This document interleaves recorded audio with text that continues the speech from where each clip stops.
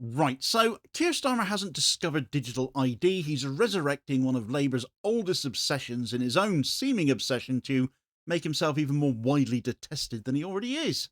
From Tony Blair's ID card plans to Gordon Brown's National Identity Register, the party has championed this idea for 2 decades, dressing it up each time as efficiency, fairness, or modernisation. Keir Starmer's Brit Card is just the latest rebrand, a mandatory digital identity system meant to prove competence whilst promising control.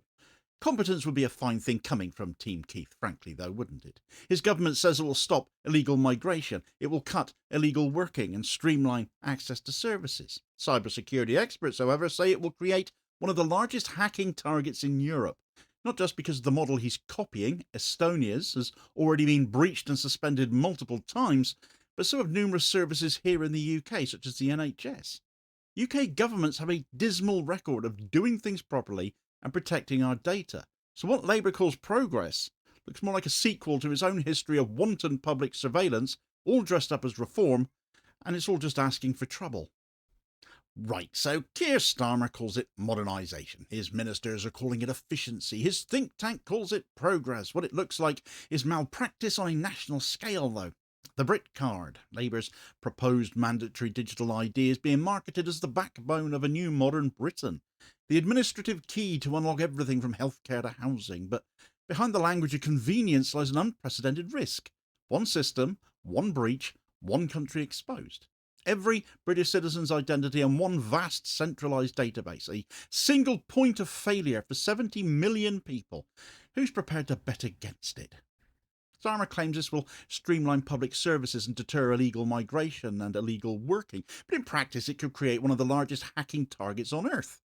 Polling conducted after the announcement shows public support collapsing from just over half to barely a third, while opposition now outweighs approval. Within days of the idea being launched, a public petition opposing the scheme crossed 2 million signatures. Inside Labour, senior MPs are already warning that the plan would unnecessarily cost them support. Support Labour is losing at historic proportions already. Polling today shows the Green Party have now pulled level with them.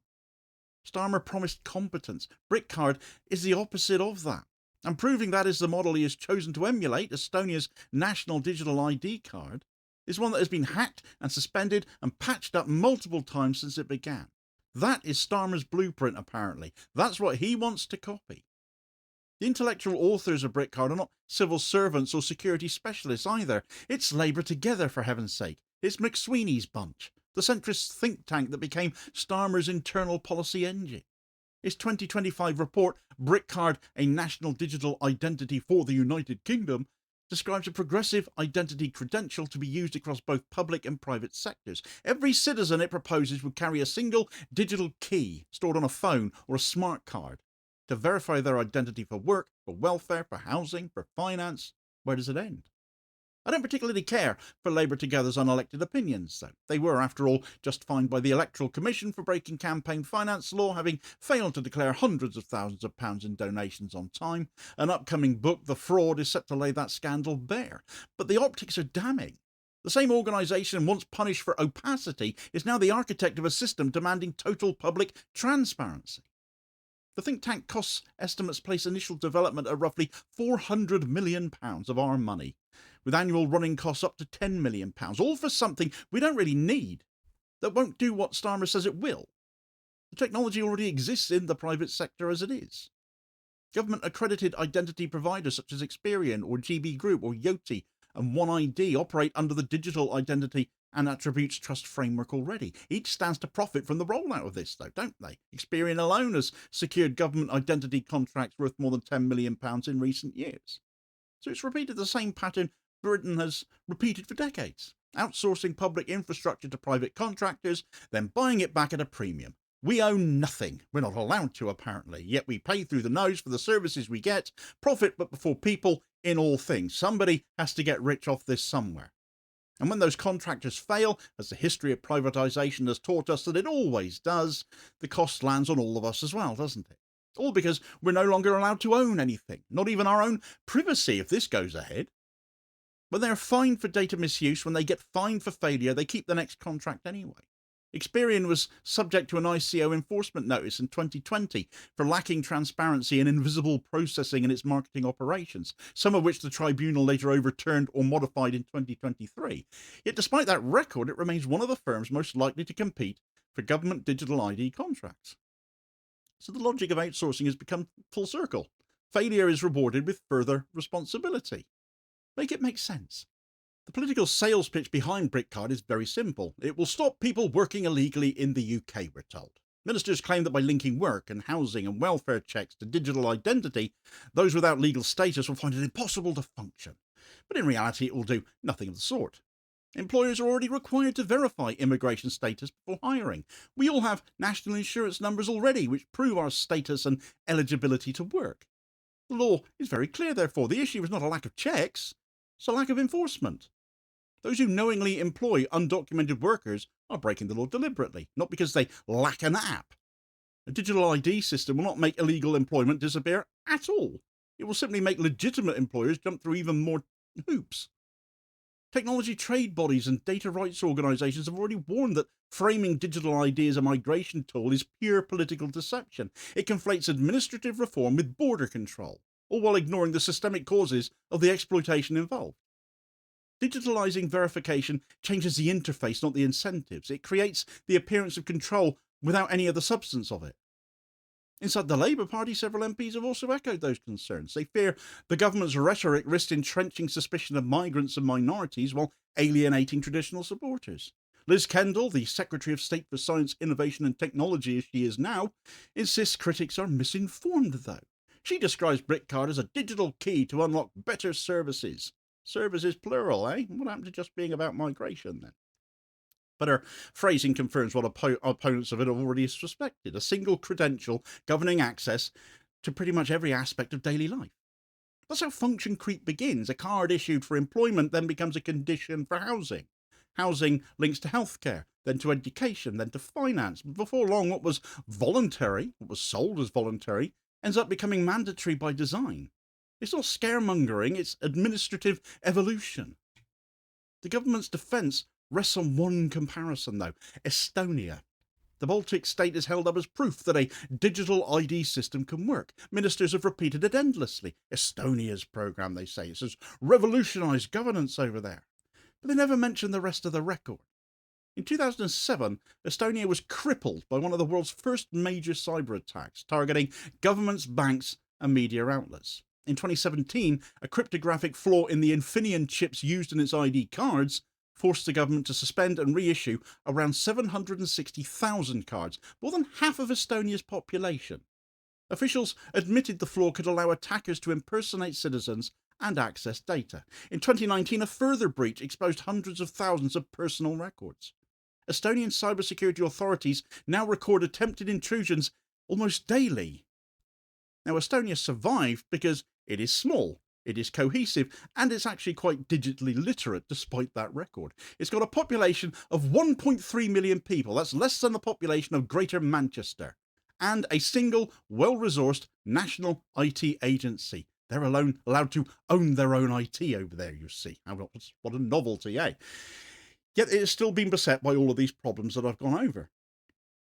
Britain has 70 million people, dozens of departments, and a patchwork of subcontractors, not to mention a government, the latest in a long line of governments, who don't believe in properly funding anything. If Estonia's centralised identity network could be breached, scaling that model to the size of the UK, and given how the UK is run, it would magnify every single weakness 100-fold.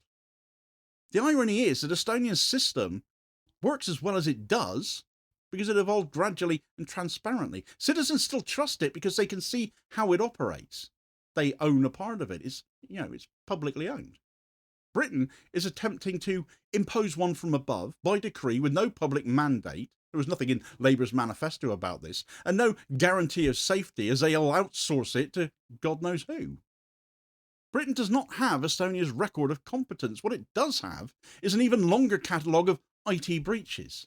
The NHS was significantly disrupted by a 2022 ransomware incident affecting a software provider. Capita, one of the government's largest outsourcing firms, was breached in 2023 with data exfiltration from multiple pension schemes and local authority clients. Many councils that use Capita services were impacted.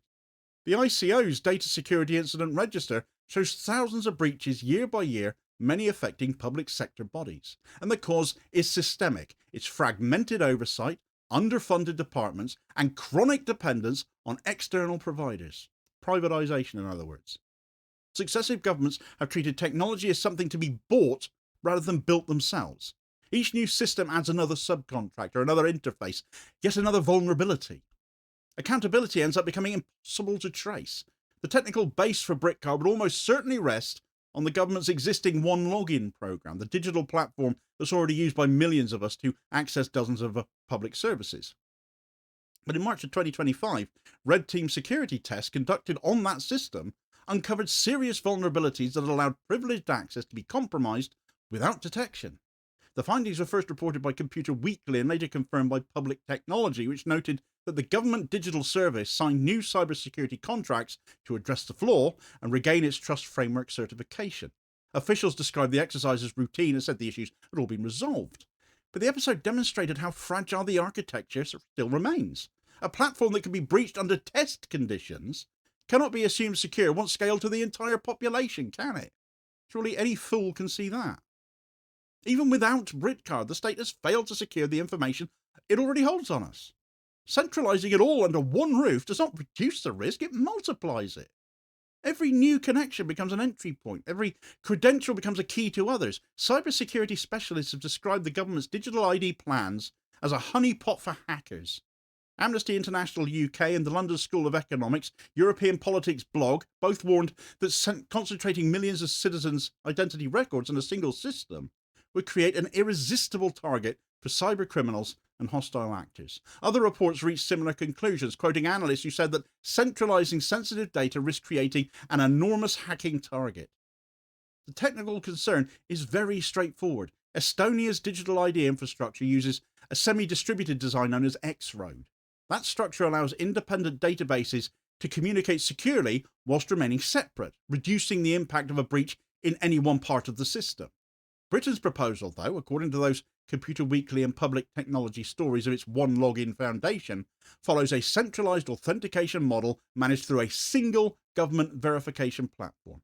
Security researchers quoted in those reports note that any system built on a single authentication hub expands its attack surface dramatically because one compromise could expose multiple connected services. The potential reward for attackers is therefore that much greater. Access not to just one department's data, but to a shared network of credentials spanning taxation, benefits, identity verification. The list goes on. This combination, a centralised database, and Britain's long record of outsourcing critical systems makes this country a high-value, low-resilience target in global cyber attacks.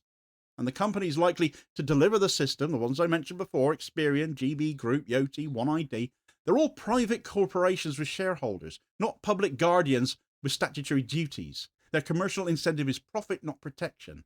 Even firms fined for data misuse remain eligible for contracts under the government's trust framework.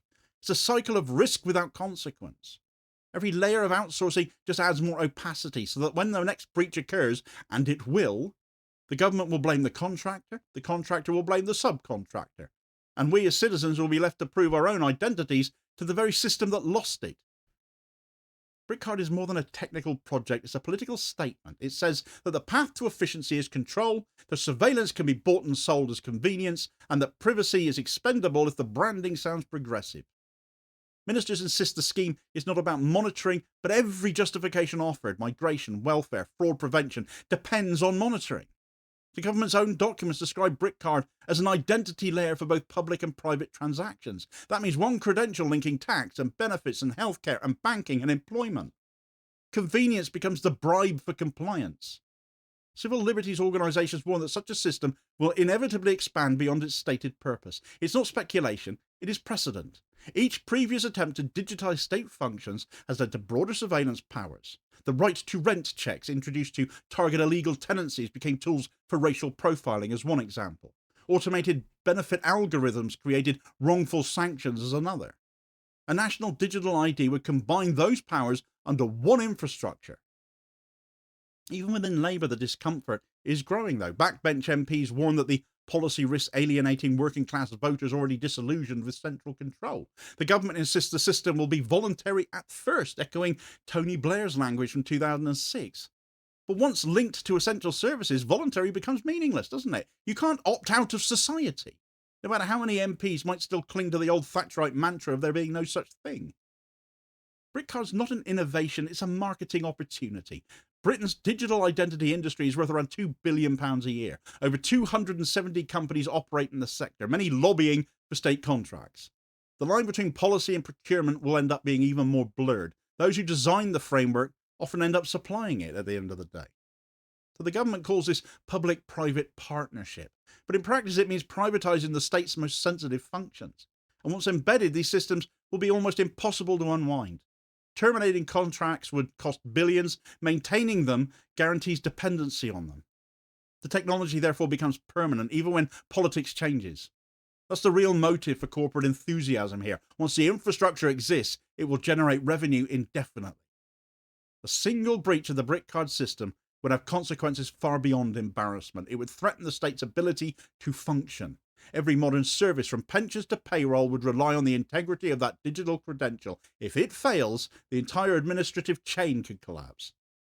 Britain's Information Commissioner recorded nearly 9,000 data breaches last year, 43% involving public administration or healthcare. Adding a universal identity layer will not reduce those numbers, it'll amplify the impact. Even a partial compromise could disable tax collection or benefit payments or hospital access. Estonia's experience shows how fast such a crisis unfolds. When its ID system was suspended, millions of transactions froze overnight. Now, for a small state like them, that was recoverable. For a country of Britain's size and complexity, it would be catastrophic. The recovery costs would dwarf any saving that BritCard promises. The fatal flaw in BritCard is not just technical, though, it is moral. Estonia's success depends on trust built over 2 decades. Britain has got no such reservoir. Decades of scandals have eroded confidence in official competence. Each new breach makes the next one easier to predict and harder to forgive. The government cannot demand trust while outsourcing accountability. It cannot claim security while repeating the same contracting mistakes that produced the last generation of failures. It cannot ask citizens to centralise their identities when it cannot protect the data it already holds. Starmer's administration wanted BritCard to symbolise competence. It now symbolises conceit. The assumption that technology can replace integrity. BritCard is not the future. It's the next major British failure waiting to happen. It combines the worst instincts of modern governance, managerial arrogance, corporate dependence, and political denial, into one system that magnifies risk for every citizen. The government claims it will make Britain safer. It will just make Britain more searchable. Every person, every interaction, one click away from exposure. Estonia built its digital identity on trust. Britain is building it on marketing. For the lesson is written both in digital code and history alike. Centralised control without competence is not progress, it's regression, just with better graphics. No doubt many a legal challenge will ensue from this should it get rolled out, much like Starmer's Palestine action ban as it happens, now facing not just one legal challenge, but 2, as all new evidence has come to light, utterly destroying the government's excuses over that, if they hadn't already been derailed. To get all the details of that story in this video recommendation, here is your suggested next watch. Please do also hit like, share and subscribe if you haven't done so already, so as to ensure you don't miss out on all new daily content, as well as spreading the word and helping to support the channel at the same time, which is very much appreciated. Holding power to account for ordinary working class people, and I will hopefully catch you on the next vid. Cheers, folks.